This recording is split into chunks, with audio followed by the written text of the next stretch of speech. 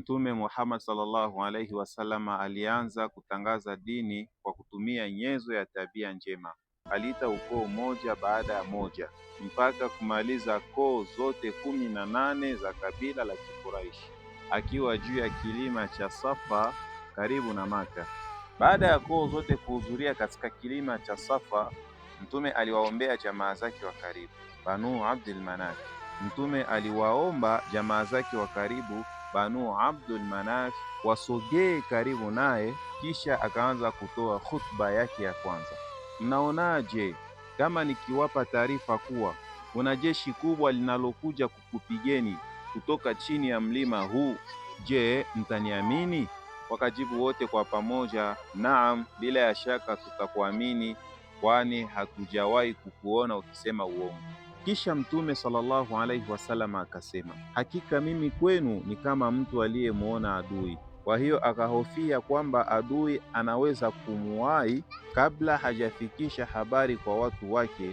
Kwa hiyo akaanza kupiga kelele, tahadhari na mashambulizi ya asubuhi. Hakika mimi ni mwonyaji kwenu juu ya adhabu iliyo mbele yenu, enyi wana wa Abdul Manafi, enyi wana wa Zuhri, mpaka akamaliza kuziita koo zote za Kikuraishi. Akasema, hakika Allah subhanahu wa ta'ala ameniamrisha kuwaonya jamaa zangu wa karibu, na akasema, hakika mimi sina cha kuwanufaisha katika maisha haya ya kidunia na ya akhira, ila mtakapokiri kwamba hakuna mola apase kuabudiwa kwa haki isipokuwa Mwenyezi Mungu peke yake. Baada ya kuisha kwa hutuba hii, Makuraishi walikasirika sana, wakawa wanapiga kelele, umekuwa mwenda wazimu wewe.